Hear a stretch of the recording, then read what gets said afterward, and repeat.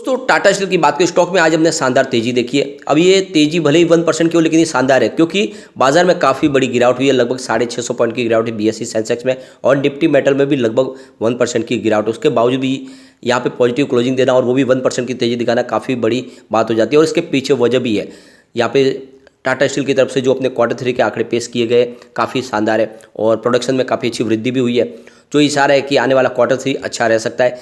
Q2 में हमें काफ़ी ज़्यादा मायूसी हाथ लगी थी जब इनके प्रॉफिट में एक भारी गिरावट हुई थी, लेकिन इस बार कुछ उसमें रिकवरी होती हुई दिखाई देगी और इस वजह से पॉजिटिव माहौल बना है। लेकिन इसके बीच में आप देख सकते हो कि global brokerage house Morgan Stanley की तरफ से यहाँ पे सेल की टारगेट दी गई है। उनको भरोसा नहीं स्टॉक के अंदर, और उनको लगता है कि स्टॉक फिर से नीचे की तरफ जाएगा, नहीं फिर से ये 2 डिजिट में चला जाएगा, उनका कहना है। आप देख सकते हो कि सब कुछ पॉजिटिव है, और यहाँ पे देख सकते हैं कि लगातार अच्छे इसके टारगेट भी निकल के आ रहे हैं। इसके बावजूद भी यहाँ पे मॉर्गन स्टैनली को इसके ऊपर भरोसा नहीं है।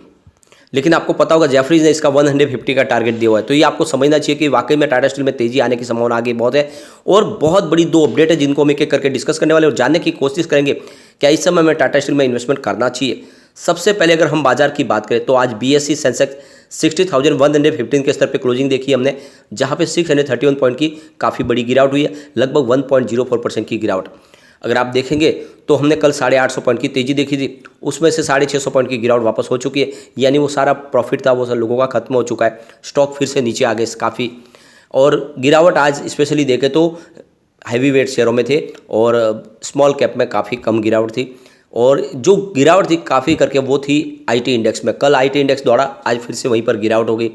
निफ्टी मेटल में भी आज गिरावट थी, 6,741 के स्तर पे करीब 0.75% की गिरावट। उसके बावजूद भी टाटा स्टील के शेयर ने कमाल किया। स्टॉक की शुरुआत 117 पर हुई, यानी पॉजिटिव शुरुआत हुई, और लो यही है 117 का। इंट्राडे का हाई 119 का है, और अंत में क्लोजिंग 118.70 पर रही, जहाँ पे 0.98% की शानदार तेजी देखने को मिली। अब यहाँ पे स्टॉक के अंदर पिछले 1 साल के हिसाब से भी देखें तो 5% की हमें पॉजिटिव क्लोजिंग देखने को मिल रही है, यानी 113 के आसपास स्टॉक था। तो आप ये समझ ही सकते हो कि स्टॉक के अंदर जो गिरावट थी वो सारी थम चुकी है, और लोगों ने जिसने भी साल भर में निवेश किया होगा उसको फिलहाल कोई भी नेगेटिव रिटर्न देखने को मिला, उसको लॉस नहीं हो रहा है। यहाँ पे 6 मंथ के हिसाब से स्टॉक ने ज़बरदस्त 30% का पॉजिटिव रिटर्न दिया है। 91 के आसपास स्टॉक था 11 जुलाई को। अगर हम इसके 1 मंथ के रिटर्न की देखें तो भी 6.27% का पॉजिटिव रिटर्न देखने को मिल रहा है। 111 के आसपास स्टॉक था। 5 डेज की भी बात करें तो 1.1% की तेजी देखने को मिल रही है, 117 के आसपास स्टॉक था। तो पूरे साल में कहीं पर भी आपको नेगेटिव रिटर्न देखने को नहीं मिल रहा है। कुल मिला के इसकी परफॉर्मेंस अब ठीक दिख रही है, और वॉल्यूम में काफ़ी अच्छी बढ़ोतरी है। पिछले 1 महीने पहले इसका 5 करोड़ का वॉल्यूम था, 2 करोड़ की डिलीवरी उठाई गई थी। 1 वीक पहले 6 करोड़ का वॉल्यूम था, 2 करोड़ की डिलीवरी उठाई गई थी, और कल 4 करोड़ का वॉल्यूम था और 1 करोड़ की डिलीवरी उठाई गई थी, लेकिन आज 6 करोड़ का वॉल्यूम हुआ। तो वॉल्यूम में अच्छी खासी बढ़ोतरी है। अब यहाँ पे जो मॉर्गन स्टैनली है वो उनका कहना है कि करंट प्राइस से 19% स्टॉक नीचे गिर सकता है। उनके हिसाब से यहाँ पे इसमें जो टारगेट है वो डाउन साइड दे दिया, वो है 95 का, यानी उनके हिसाब से इसमें गिरावट की संभावना बनेगी, और उनको लगता नहीं है कि यहाँ पे तेज़ी से स्टॉक ऊपर जा सकता है। लेकिन ये बात अगर आप समझे तो जो इंडियन ब्रोकरेज हाउस की तरफ से लगातार इसमें बाय के कॉल दिए जा रहे, और यहाँ पे टेक्निकल एनालिस्ट राकेश बंसल का भी कहना है कि लॉन्ग टर्म इन्वेस्टर इस समय स्टॉक को होल्ड करके रखें, काफ़ी अच्छी इसमें तेज़ी देखने को मिल सकती है। यानी उनके हिसाब से आपको स्टॉप लॉस 114 का लगा के इसमें निवेश रखना है। एक बार 118 को क्रॉस कर लिया तो यहाँ पे फ्रेश मोमेंटम देखने को मिलेगा और तेजी के साथ स्टॉक ऊपर जा सकता है। तो आप देख सकते हो 118 को इसने क्रॉस किया है, तो एक पॉजिटिव माहौल बनेगा और स्टॉक ऊपर की तरफ जा सकता है। जैसे कि कंपनी ने अपने Q3 के आंकड़े जारी कर दिया, और ये हमने ऑलरेडी डिस्कस किया पिछले वीडियो में, और काफ़ी अच्छे है। डोमेस्टिक बाजार में तो काफ़ी अच्छा किया है, लेकिन इंटरनेशनल मार्केट में हमने देखा कि दबाव देखने को मिला। उसके पीछे वजह जियोपॉलिटिकल टेंशन है और इन्फ्लेशन का भी प्रॉब्लम है। लेकिन यहाँ पे जो सबसे अच्छी गुड न्यूज ये है कि इनकी जो कंपनी है नीलांचल इस्पात निगम लिमिटेड, उसने ऑपरेशन शुरू कर दिया है, और वहाँ से इनको प्रोडक्शन आना शुरू हो चुका है। तो आप ये समझ ही सकते हो कि ये जो प्रोडक्शन शुरू हुआ इसकी वजह से इनकी और कैपेसिटी बढ़ेगी, और प्रोडक्शन की वजह से कारोबार बढ़ता हुआ दिखाई देगा। तो और आने वाले समय इसमें रेवेन्यू में इसका इफेक्ट देखने को मिलेगा। यहाँ पे एक अच्छी गुड न्यूज है स्टील इंडस्ट्रीज के लिए इंडिया की। जो हमारा टोटल स्टील क्रूड का जो प्रोडक्शन है वो करीब 113.43 मिलियन टन्स के आसपास रहा है जनवरी से लेकर नवंबर 2022 के बीच में, जिसमें 10% की ईयर ऑन बेसिस पे बढ़त देखने को मिल रही है। यानी काफ़ी शानदार प्रोडक्शन रहा है, और आप देख सकते हो जिस तरह से प्रोडक्शन बढ़ के आया है उस हिसाब से देख सकते हैं कि डोमेस्टिक मार्केट में डिमांड भी बढ़ रही है। अब एक बड़ी गुड न्यूज निकल के आ रही है, ये क्रिशिल की तरफ से जो रिपोर्ट निकल के आ रही है, कह रही है कि डोमेस्टिक स्टील सेक्टर में जो इनका जो सप्लाई चेन की जो अल्टरनेशन की वजह से इनका जो ट्रांजैक्शन है वो काफ़ी हेल्दी हो चुका है और काफ़ी मजबूती से इनका प्रोडक्शन बढ़ा है। पिछले 2 महीने में सिर्फ 25% की अच्छी खासी प्राइस में बढ़ोतरी देखने को मिली है स्टील प्राइस में, और जिसका फायदा इन कंपनियों को मिलता हुआ दिखाई देगा। और आप देख सकते हो कि आने वाले समय में और इसमें थोड़ी सी प्राइस बढ़ती हुई दिखाई देगी। वैसे अगर आप देखें तो पिछले दिनों प्राइस में काफ़ी गिरावट भी हुई थी, लेकिन अब उसमें फिर से रिकवरी शुरू हुई है।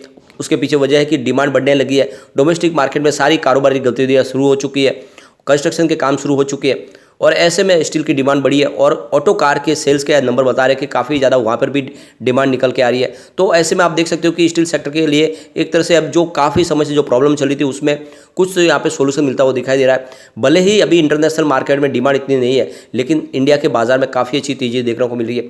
साथ में चाइना की तरफ से जो जीरो कोविड पॉलिसी लागू की थी उसकी वजह से स्टील सेक्टर को बहुत ज़्यादा दबाव झेलना पड़ा था, अब वो उन्होंने खत्म कर दी है, उन्होंने बॉर्डर खोल दी है। ये सारी जो बातें हैं स्टील सेक्टर को एक बूस्ट देगी।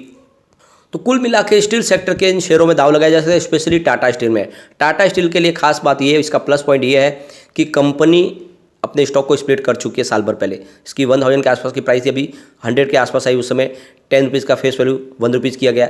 तो उसके बाद में लोगों का अट्रैक्शन जगह, आपने देखा होगा वॉल्यूम में अच्छी खासी वृद्धि हुई है।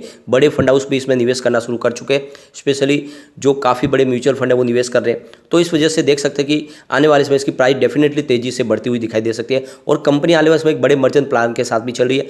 कंपनी अपनी जितनी भी कंपनियां स्टील की वो सारी टाटा स्टील में मर्जर करने जा रही है, जिससे क्या होगा कि इनका खर्च में काफ़ी कटौती होने वाली है।